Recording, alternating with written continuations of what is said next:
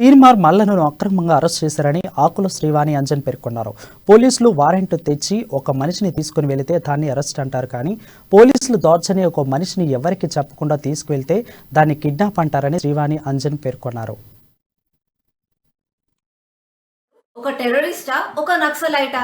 చెప్పాలంటే బీఆర్ఎస్ ప్రభుత్వం, ముఖ్యంగా కేసీఆర్ కేటీఆర్ కి నాకునే దమ్ చేస్తున్నాడు, వాళ్ళని పరేషాన్ చేస్తున్నాడు, వాళ్ళు చేసే తప్పులను ఎండగడుతున్నాడు అన్న కోపంతో రాత్రి పోలీసులని పంపించి అరెస్ట్ పేరు మీద కిడ్నాప్ చేసిండు. నిజంగా కూడా తీన్మార్ మల్లన్న గారు ఏదన్నా తప్పు చేస్తుంటే వాళ్ళ భార్యని కూర్చోబెట్టి అరెస్ట్ వారెంట్ చూయించి తనను తీసుకెళ్లాలి, అప్పుడు దాన్ని అరెస్ట్ అంటారు. ఎవరికి చెప్పకుండా వచ్చి గూండాల లాగా తీసుకపోతే దాన్ని కిడ్నాప్ అని అంటారు. పోలీసులే కిడ్నాపులు చేస్తుంటే మళ్ళీ మేమెళ్ళి ఎవరికి చెప్పుకోవాలి మా బాధలు? ఈ రోజు తెలంగాణ రాష్ట్రంలో కేవలం కల్వకుంట్ల కుటుంబం మాత్రమే తెలంగాణ బిడ్డల లాగా వ్యవహరిస్తున్నారు.